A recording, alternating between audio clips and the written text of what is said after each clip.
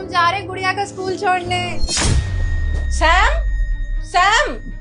Ma'am साहब ने bag में कुछ डाला क्या? हाँ मम्मा, मुझे भी लग रहा है।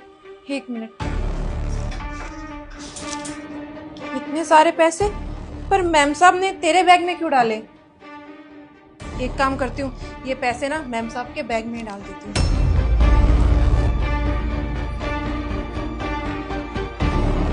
सैम आओ, देखो ये दोनों ना चोरी करके भाग रहे हैं। मैम साहब आप ये कैसी बात कर रहे हो? मैं क्यों चोरी करूंगी? तू क्यों चोरी करेगी? ये तो तुझे पता होगा ना, मैं कैसे बता सकती हूँ? सैम, जो तुम्हारे 3 लाख रुपए ना पिछले 3 दिन से मिल नहीं रहे हैं, इसने चोरी किया है, वो अपनी बेटी के साथ मिलके। सताक्षी तुम क्या बात कर रही हो? होश में भी हो? ये दोनों हमारे फैमिली मेंबर जैसे हैं, तो अपने घर में कौन चोरी करेगा यार?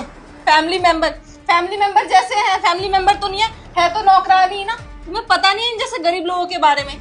ये पहले अपना ट्रस्ट बिल्ड करते हैं, उसके बाद अपने ही घर में चोरी करते हैं। मैम साहब आप ये कैसी बात कर रही हैं? साहब बिल्कुल सही कह रहे हैं। पिछले 2 साल से मैं आपके यहाँ पे काम कर रही हूँ और आपने बिल्कुल सही कहा कि रहना खाना पीना, मुझे किसी चीज की टेंशन नहीं, मुझे किसी चीज की परवाह नहीं है। ऊपर से आप मेरी बच्ची को अच्छे से स्कूल में पढ़ने भेजते हैं, इसका सारा खर्चा उठाते हैं। एक माँ को और क्या चाहिए? ऊपर से आप मेरे ऊपर चोरी का इल्जाम लगा रही है। मेरे ऊपर तो ठीक है, मेरी सी बच्ची के ऊपर भी लगा रही है। मैम साहब कम से कम कुछ तो सोचिए। एग्जैक्टली सताक्षी, और राइट। अब जब किसी इंसान को इस घर में किसी चीज की कमी नहीं है तो वो इस घर में चोरी क्यों करेगा? अरे इन दोनों को रहने के लिए घर दिया हुआ है, 2 वक्त का खाना, और इसकी बेटी को हम इतने अच्छे स्कूल में पढ़ने के लिए भेजते हैं, तो भला ये देविका हमारे घर में चोरी क्यों करेगी? तुम फालतू में इस पे चोरी का इल्जाम लगा रही हो। मैं बताती हूँ ये चोरी क्यों करेगी, क्योंकि हम इसको कोई सैलरी तो प्रोवाइड करते नहीं है। इसकी बेटी का खर्चा उठाते हैं और इसका खर्चा उठाते हैं, इसको 2 वक्त की रोटी देते हैं। इसके शौक बढ़ गए होंगे ना, नई चीजें दिखती होंगी इसको ऑनलाइन, वही सारे शौक पूरे करने के लिए इसने चोरी करी है। तुम खुद ही बताओ वो 3 लाख रुपए घर से कहाँ जाएंगे? तुम रहते हो, मैं रहती हूँ और ये दोनों रहते हैं। मैं तो चोरी करूंगी नहीं अपने ही घर में, और आपके खुद के पैसे हैं, आप भी चोरी नहीं करोगे। बचा कौन? ये दोनों। प्लीज अपने वर्ड्स पे थोड़ा ध्यान दो। अभी तक इसका अपराध सिद्ध नहीं हुआ तो तुम इसको बार बार चोर नहीं बुला सकते। कम से कम इसकी छोटी बच्ची को तो देखो। तुम एक माँ को चोर बुला रही हो, वो भी उसकी बच्ची के सामने। साहब आप समझाइए ना मैम साहब को, ये कैसी बातें कर रही हैं? और मैं क्यों चोरी करूंगी? साहब आपको याद है जब आप हमें सड़क से उठाकर लाए थे तो मैंने आपसे एक विनती करी थी कि मुझे 2 वक्त का खाना चाहिए और मेरी बेटी किसी बड़े से स्कूल में पढ़े। और साहब आपने मेरी ये बात 1 मिनट में ही मान ली थी।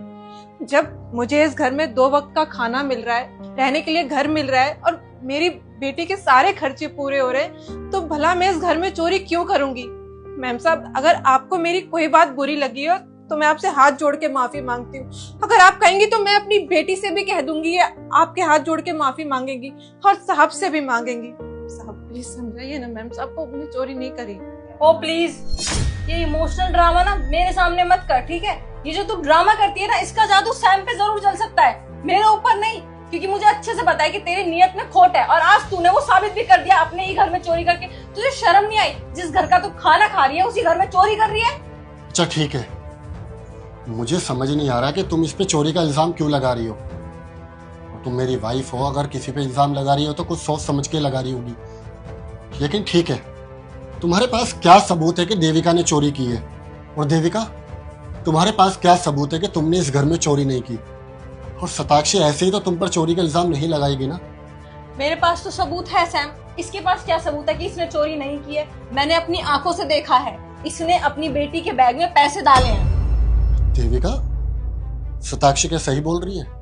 तुमने पैसे अपनी बच्ची के बैग में डाले हैं? साहब मैम साहब झूठ बोल रही है और मैं अपनी बेटी का बैग नहीं चेक करवाऊंगी। देखो देविका, अगर तुम्हें पैसों की जरूरत है, या होता है इंसान की कुछ पर्सनल चॉइस होती है, तुम्हें कुछ खरीदना है या तुम्हें अपनी बेटी के लिए कुछ चाहिए तो मुझे बता दो। देखो घर की बात घर में ही दब जाएगी और सताक्षी भी तुम्हें कुछ नहीं कहेगी और हम कोई स्टेप नहीं लेंगे, मैं तुमसे वादा करता हूँ। मैं तुम्हें कहीं और शिफ्ट कर दूंगा, लेकिन प्लीज अगर तुमने इस घर में चोरी की तो मुझसे बुरा कोई नहीं होगा। मैम साहब यहाँ बात पैसों की नहीं है, भरोसे की है। ठीक है, आप चाहती है ना कि मेरी बेटी का बैग चेक हो, मैं करवा लूंगी, लेकिन साहब मेरी भी एक शर्त है। अगर मेरी बिटिया का बैग चेक होगा तो मैम साहब का पर्स भी चेक होगा। क्या बोला तूने? मैं अपना बैग चेक कराऊं? तेरी हिम्मत कैसे हुई ये बोलने की? मुंह तोड़ दूंगी तेरा। तुझे क्या लगता है मैं अपने घर में ही चोरी करूंगी? शायद देखना कैसा इल्जाम लगा रही हो मेरे ऊपर। देविका, तुम होश में तो हो? अगर ये तुम पर चोरी का इल्जाम लगा रही है, इसका मतलब ये नहीं कि तुम इस घर की मालकिन पे वापस चोरी का इल्जाम लगा दोगी। Be in your limits. साहब, हमें हमारी हैसियत में अच्छे से पता है और मेरा कोई इरादा आप दोनों का दिल दुखाने का नहीं था, लेकिन आज मैम साहब की बातों से ना हमारा दिल बहुत दुखा है। अगर आप चाहते हैं कि हमारी बिटिया का बैग चेक हो तो मैं करवा लूंगी, लेकिन साहब आपको मैम साहब का बैग भी चेक करना पड़ेगा। हाँ ठीक है, तुम यही चाहती हो ना कि मैं तुम्हारे बैग के बाद शताक्षी का भी बैग चेक करूं? ठीक है, मैं करूंगा, लेकिन अगर पैसे तुम्हारे बैग में निकले ना तो तुम पनिशमेंट के हकदार होंगे। या पैसे जिस किसी के बैग में निकलेंगे मैं उसको पनिशमेंट दूंगा। हो सकता है मैं उसको जेल कराऊं, चाहे वो मेरी बीवी ही क्यों ना हो। हाँ ठीक है, करा लूंगी मैं अपना बैग चेक। वैसे भी मेरे बैग चेक करने की नौबत ही नहीं आएगी, इसके बिटिया के बैग में ही पैसे मिल जाएंगे।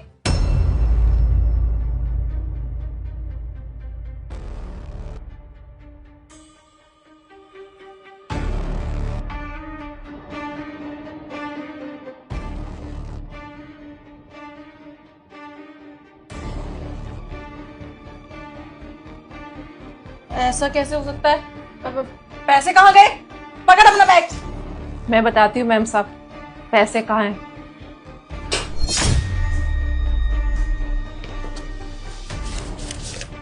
ये रहे मैम साहब आपके पैसे।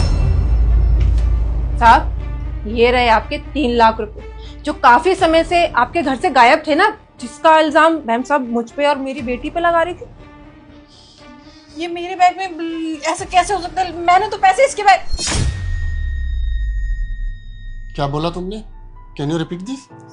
साहब, मैम साहब ने वही बोला जो आपने सुना, और ये पैसे ना मैम साहब ने मेरी बिटिया के बैग में ना जानबूझ के डाले थे। वो तो अच्छा हुआ कि मेरी बिटिया ने पैसे डालते समय मैम साहब को देख लिया था, और ये पैसे तुरंत मैंने अपनी बिटिया के बैग से निकाल के मैम साहब के बैग में डाल दिए। अब आप मैम साहब से पूछोगे कि इन्होंने ऐसा क्यों किया। शताक्षी, ये सब क्या है? तुमने इसके ऊपर और इसकी बच्ची के ऊपर इतना बड़ा चोरी का इल्जाम लगाया, अपने ही घर से पैसे चुरा के तुमने इस छोटी बच्ची के बैग में डाल दिए। मतलब तुम इसका और इसका दोनों का करियर बर्बाद करना चाहती थी, और ये चाहती थी कि मैं इन दोनों को घर से बाहर निकाल दूं, इनको जेल करा दूं। क्या चल रहा है इस घर में? हाँ तो क्या करती मैं? ऑप्शन छोड़ा था तुमने मेरे पास। एक तो मुझे समझ में नहीं आता, सड़क में से किसी भी लड़की को उठा के घर ले आयो और उसको सर पे बैठा लिया है। जब देखो जब देविका देविका देविका। शताक्षी तुम्हारे लिए ये ला रहा हूँ, देविका के लिए भी ले आता हूँ। अरे कौन है ये तुम्हारी? हाँ, नौकरानी तो है ना। नौकरानी जैसा ट्रीट क्यों नहीं करते तुम उसे? मुझे तो लगता है कि तुम्हारा इसके साथ कुछ चल रहा है, तभी तुम उसके लिए इतना करते हो। शट अप शताक्षी, तुम होश में तो हो? तुम भूल रहे हो शायद तुम अपने हस्बैंड के कैरेक्टर पे उंगली उठा रहे हो, और मेरे साथ साथ एक लड़की के कैरेक्टर पे भी। तुम्हें जानना है ना, तुम्हें जानना है कि ये देविका कौन है। मैं बताता हूं तुम्हें ये एक्चुअल में है कौन। देविका प्लीज मुझे आज बोलने दो। मुझे एक्चुअल में पता ही नहीं था कि तुम दोनों एक साथ इस घर में रह के इतनी मिसअंडरस्टैंडिंग क्रिएट हो जाएगी। आज ये नौबत आ जाएगी कि शताक्षी मेरे कैरेक्टर पे उंगली उठा देगी, और तुम्हारे भी। मैं बताता हूँ तुम्हें ये है कौन। एक्चुअली ये मेरे दोस्त सूरज की बीवी है। सूरज तो इस दुनिया में नहीं रहा, लेकिन जाते जाते मुझसे वो एक वादा लेकर गया था कि अपनी भाभी और अपनी भतीजी का ख्याल रखना और उसको अच्छे से अच्छे स्कूल में पढ़ाना। आज मेरा बिजनेस में इतना प्रॉफिट, और जो मैं आज ऊंचाइयों पर हूं, बिकॉज ऑफ माई फ्रेंड। हम दोनों पार्टनर थे। अब इसको तो इसके सास ससुर ने घर से बाहर निकाल दिया। इसके पास मेरे अलावा कोई चारा था ही नहीं। मैं इसको अपनी बहन बना के इस घर में लेकर आ गया, और इसको अपनी बेटी। ये एक नॉर्मल से गांव की सिंपल सी लड़की है, इसको घर के कामकाज के अलावा कुछ भी नहीं आता। तो मैंने सोचा ये इस घर में रहेगी, काम में तुम्हारा हाथ बटाएगी, तो तुम्हें एक बड़ी या छोटी बहन मिल जाएगी बस। लेकिन अगर मुझे पता होता कि तुम दोनों के बीच में इतनी मिसअंडरस्टैंडिंग क्रिएट हो जाती तो मैं इतना सब कुछ करता ही नहीं। मैं इसको कहीं और शिफ्ट कर देता। तुमने ये मुझे पहले क्यों नहीं बताया? मैं तो इसको नौकरानी की तरह ट्रीट करती थी, और कभी भी एक इंसान की तरह ट्रीट ही नहीं किया मैंने इसको। तुम मुझे बता देते तो मैं इसको बहन की तरह रखती, अच्छे से रखती। बल्कि मेरे दिमाग में तो पता नहीं क्या क्या आ गया कि तुम्हारा कुछ। साक्षी, मुझे कभी ये लगा ही नहीं कि तुम्हें सब कुछ सच सच बताने की जरूरत है, क्योंकि अभी तक तो सब कुछ अच्छा चल रहा था, लेकिन बैक ऑफ द माइंड तुम्हारे माइंड में इतनी सब चीजें चल रही थी और ये खिचड़ी पक रही थी। अगर मुझे पहले पता होता तो मैं तुमको सब कुछ सच सच बता देता, लेकिन मैं आगे से तुमसे वादा करता हूँ कि आगे से कोई भी सिगरेट अपने माइंड में नहीं रखूंगा, हमेशा तुम्हें सब कुछ सच सच बताऊंगा। गलती तो मुझसे भी हुई है बहुत बड़ी, वो भी एक छोटी सी गलतफहमी की वजह से। देविका मुझे माफ कर देना, मैंने तुम पे और तुम्हारी बेटी पे इतना बड़ा इल्जाम लगाया और तुम्हें घर से बाहर निकालने के लिए पता नहीं क्या कुछ किया, लेकिन मैं आगे से ऐसा कभी नहीं करूंगी। और मुझे पता होता तो शायद मैं अभी भी ऐसा नहीं करती। अब मुझे माफ कर देना प्लीज। और तुम्हारी बेटी स्कूल के लिए लेट हो रही है, अभी तुम स्कूल जाओ, शाम में डिनर पे मिलते हैं।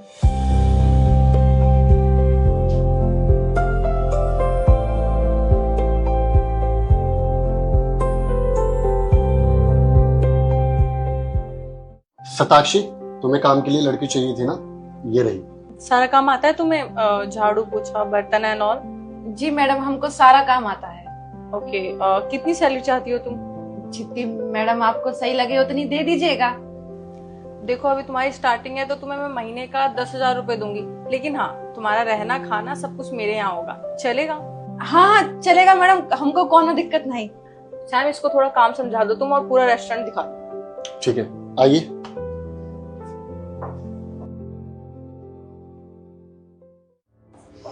सताक्षी सुनना यार, एक बहुत बड़ी प्रॉब्लम हो गई। क्या प्रॉब्लम होगी? इतना परेशान क्यों लग रहे हो तुम? यार हमारा जो कुक था ना, वो रास्ते में आ रहा था बाइक से, उसका एक्सीडेंट हो गया। Oh shit, अभी कैसा है वो? अरे वो तो ठीक है, लेकिन डॉक्टर ने बोला एटलीस्ट उसको 1 हफ्ता वेट करना पड़ेगा। तो ये बताओ 1 हफ्ते तक यहाँ पर खाना कौन बनाने वाला है? 1 वीक हम कैसे मैनेज करेंगे? हमारे पास तो एक ही परफेक्ट कुक था यार। और तुम्हें पता है शर्मा जी का ऑर्डर लिया हुआ है, बर्थडे पार्टी है, और उनका तो एडवांस भी आ चुका है। अब मैं उनको मना भी नहीं कर सकता। सैम कुछ करना पड़ेगा, कुछ सोचो ना। यहाँ पे ना कुछ नॉन है मेरे, तो मैं उनसे बात करता हूँ, शायद कोई रेफरेंस दे दे। सैम वो तो ठीक है, वो तो हो जाएगा, लेकिन उसमें कम से कम 2-3 दिन लग जाएंगे। हाँ 100% 2-3 दिन तो जाएंगे। फिर आज का क्या करना है? आज का ऑर्डर ऑलरेडी ले रखा है हमने। तुम्हें नहीं आता कुछ बनाने? अरे वो देविका है ना, अरे जो झाड़ू पोछे के लिए लेकर आया था मैं आज सुबह। हाँ तो उसने बोला था कि उसको कुकिंग आती है, एक बार पूछो ना, क्या पता वो अच्छा बना दे। यार सैम सीरियसली तुम्हें लगता है कि वो चाइनीज इटालियन बना लेगी? दाल चावल नहीं बनवाने हमें। आई नो यार, लेकिन एक बार पूछ तो लो, क्या पता आते हो। आजकल लोग बहुत टैलेंटेड होते हैं। देविका, देविका। जी साहब आई। अच्छा तुम्हें कुकिंग आती है ना? जी साहब आती है। इंडियन के अलावा कुछ चाइनीज बना लेते हो? हम सब बना लेते हैं। पक्का? हाँ हाँ एकदम पक्का। देखो सताक्षी तुम्हें लिस्ट देगी, तो जो जो भी लिस्ट में हो सब कुछ बना देना। हमारा ना ऑलरेडी ऑर्डर आ चुका है, और जो हमारा कुक है उसका एक्चुअली एक्सीडेंट हो गया है, तो हमारे पास कोई भी नहीं है फिलहाल कुक करने के लिए। तो आज हमारे रेस्टोरेंट की जो रेपुटेशन है वो तुम्हारे कांधों पर है। Please do your best. आप कोनो टेंशन मत लीजिए, एकदम बढ़िया खाना बनाएंगे हम। जाओ तब तक तुम शॉपिंग करो, मैं आ रही हूँ। ठीक है, इसको लिस्ट दे देना। सैम तुम फिर भी कुक का पता करो, मुझे इस पे यकीन नहीं है। डोंट वरी, मैं जाके बात। मैम टेबल नंबर 5 का बिल बता दीजिए आप। आपका एक नूडल था एंड पिज्जा, राइट? जी जी 850। Okay. And one more thing, आज का खाना ना बहुत टेस्टी था। आई कैन से लाजवाब टेस्ट। जिसने भी बनाया बहुत अच्छा बनाया है। तो जो भी पैसे बचे हैं आप उनको मेरी तरफ से टिप दे देना। खाना इतना अच्छा लगा आपको सर? जी ma'am. Thank you sir. Ma'am आपका बिल। आज का खाना बहुत टेस्टी था। Thank you sir. Hi ma'am, दसो कितना बिल हो गया मेरा? सर आपका क्या था? Garlic bread. Okay 450। Okay ma'am, chef change हुआ क्या? हाँ सर, हमने सेफ चेंज किया है। कोई प्रॉब्लम है क्या? प्रॉब्लम मैम बिल्कुल नहीं है, सो बल्कि ज्यादा टेस्टी खाने का बस। Thank you so much sir.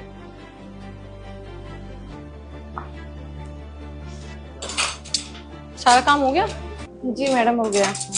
अब एक बात पूछूं तुमसे, तुम्हें इतना अच्छा खाना बनाना आता है, तुम्हें पता है आज जितने भी कस्टमर थे ना सब लोग तारीफ करके गए हैं, इवन एक्स्ट्रा टिप भी देके गए हैं खाने के लिए। ऐसा आज से पहले कभी भी नहीं हुआ है। I am very impressed. खाना बहुत अच्छा बनाया तुमने, लेकिन तुम्हें इतना अच्छा खाना बनाना आता है, चाइनीज इटालियन, तो फिर तुम ये साफ सफाई का काम क्यों करते हो? क्या है ना मैडम, इससे पहले हम एक बढ़िया से रेस्टोरेंट में काम करते थे और वहाँ पे बहुत बढ़िया खाना बनाते थे। सबको हमारा खाना ना बहुत पसंद आता था। पर क्या करें मैडम जी, ऐसी मजबूरी आ गई थी जिसकी वजह से हमें गांव वापस जाना पड़ा। अब परिवार में कोनो मुसीबत आ जाए, अब कोई अपना ही बंदा साथ नहीं रहेगा तो बड़ी दुख की बात होती है ना।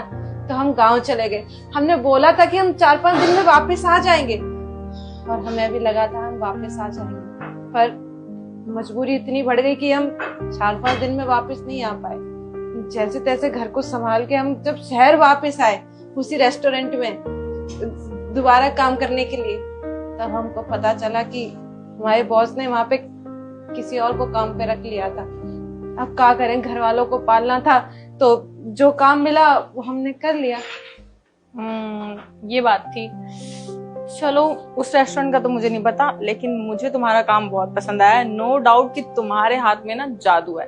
तो हमारा कुक तो वैसे भी अभी थोड़ी प्रॉब्लम में है, तो मैं तुम्हें एज अ कुक हायर कर रही हूँ। तुम्हारी सैलरी भी बढ़ा दूंगी और सारा काम भी समझा दूंगी। वैसे तो तुम्हें खाना बनाना आता ही है, ज्यादा कुछ समझने की जरूरत पड़ेगी नहीं। ठीक है, फिर कल से तुम्हारी सैलरी बढ़ाती हूँ। ठीक है, धन्यवाद। काम कर लो। भैया भाभी नाश्ता, वो नाश्ता रेडी हो गया। हाँ हाँ, तू चल, हम आते हैं।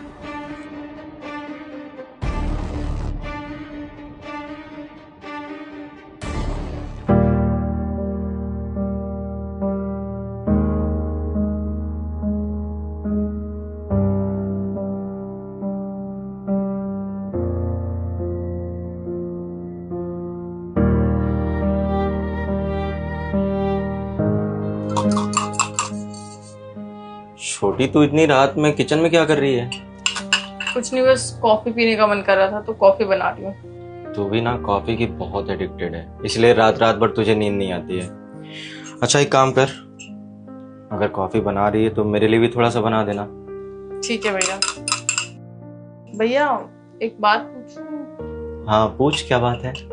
आजकल आप काफी उदास उदास रहते हो, हंसते बोलते भी नहीं हो। जब से आपकी शादी हुई है तब से सब कुछ ठीक है ना? हाँ हाँ, सब ठीक है। तुझे ऐसा क्यों लगता है कि ठीक नहीं है? भैया, छोटी बहन हूँ आपकी, इतना भी झूठ मत बोलो। याद है बचपन में आप जब भी झूठ बोलते थे तो मैं पकड़ लिया करती थी। आज ही सुबह मैंने देखा कि भाभी नीचे सो रही थी और आप बेड पे, तो मुझे नहीं लगा कि सब कुछ ठीक है। मैंने सोचा एक बार पूछ लूं। तू ना छोटी नहीं, बड़ी हो गई है, समझदार हो गई है, चीजों को नोटिस करने लगी है। देख यार, तुझसे झूठ नहीं बोलना चाहता। तेरे भाभी और मेरे बीच में सच कहूं तो कुछ अच्छा नहीं चल रहा है जब से शादी हुई है हमारी। अब मुझे नहीं समझ में आता कि ऐसा क्यों है। मैं अपनी तरफ से पूरी कोशिश करता हूँ उसे समझने की, उसे टाइम देने की, लेकिन उसके तरफ से कोई रिस्पॉन्स नहीं आता। और एक टाइम के लिए मुझे ऐसा भी लगता है कि अरेंज मैरिज है, क्या पता वो कंफर्टेबल ना हो मेरे साथ, टाइम लेना चाहती हो, इसलिए मैं भी कुछ बोलता नहीं हूँ। हो जाता है, शायद भाभी कंफर्टेबल ना हो। मैं बात करूंगी। मुझे ऐसे देख के ना बिल्कुल भी अच्छा नहीं लगा, और आप भी इस वजह से काफी उदास रहते हो, तो मैं अपने भाई का उदास चेहरा तो नहीं देख सकती। चलो मैं आपके लिए कॉफी बनाती हूँ, फिर मैं कल भाभी से बात करती हूँ। ठीक है।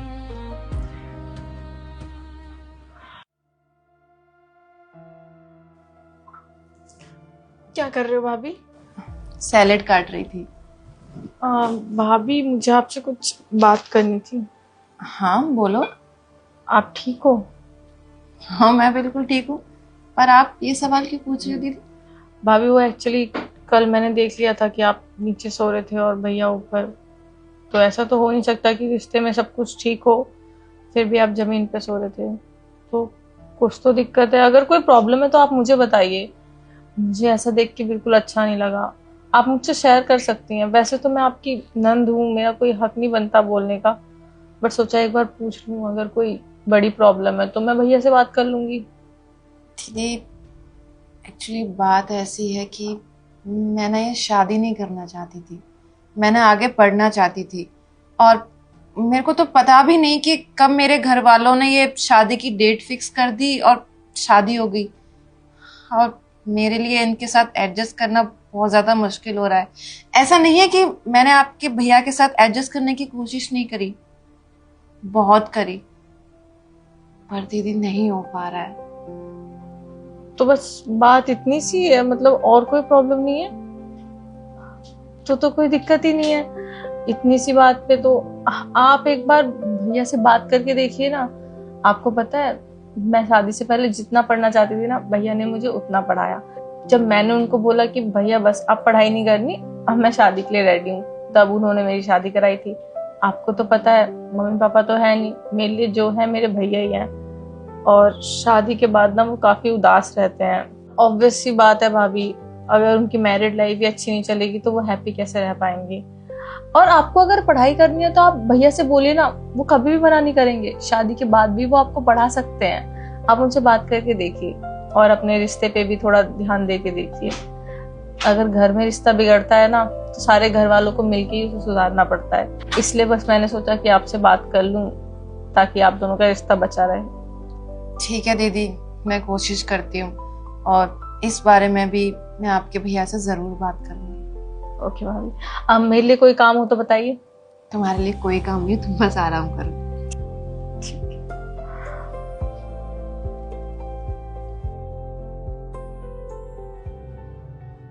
सुनिए, क्या आज मैं यहाँ सो सकती हूँ? ऑफ कोर्स, अगर तुम्हें मेरे साथ सोने में कोई दिक्कत नहीं है, तुम कंफर्टेबल हो तो सो सकती हो। मुझसे पूछने की कोई ज़रूरत नहीं है। वो मुझे ना आपसे माफ़ी मांगनी थी। माफ़ी मुझसे? वो क्यों भला? वो काफ़ी टाइम से मैं इस रिश्ते में एडजस्ट करने की कोशिश कर रही हूँ, पर एडजस्ट नहीं कर पा रही हूँ। इसका ये मतलब नहीं है कि मेरा कोई पास्ट था। एक्चुअली बात ऐसी है कि मैं ना आगे पढ़ना चाहती थी, शादी अचानक हो गई और मैं इन सारी चीज़ों के लिए अभी रेडी नहीं थी। और ऐसा नहीं है कि मैं एडजस्ट करने की कोशिश नहीं कर रही हूँ, पर मैं नहीं कर पा रही थी। तुम्हें पता है, चीज़ें ना शेयर करने से सॉल्व होती हैं। अगर तुम मेरे साथ कम्युनिकेट की होती, बातचीत की होती, तो उसका हम हल निकालते। लेकिन तुम मुझसे कंफर्टेबल ही नहीं रहती हो, मेरे साथ बैठती नहीं हो, यहाँ सोती नहीं हो, ना मेरे साथ बैठ के खाना खाती हो, ना ही बात करती हो मुझसे। मैं कैसे जानूंगा तुम्हारे बारे में कि तुम्हें क्या अच्छा लगता है, क्या बुरा लगता है, तुम्हें खाने में क्या पसंद है, तुम पढ़ना चाहती हो या नहीं? जब तक बात नहीं करोगी कैसे समझ में आएगा मुझे? और मैं बस यही चाहता हूँ कि तुम मेरे साथ कंफर्टेबल फील करो, और जो भी तुम्हारे मन में है ना, वो चीज़ें मुझे बताओ, शेयर करो मेरे साथ। क्या हम अपने रिश्ते की नई शुरुआत कर सकते हैं? अगर तुम मेरे साथ इस रिश्ते में आगे बढ़ना चाहती हो तो मैं भी रेडी हूँ।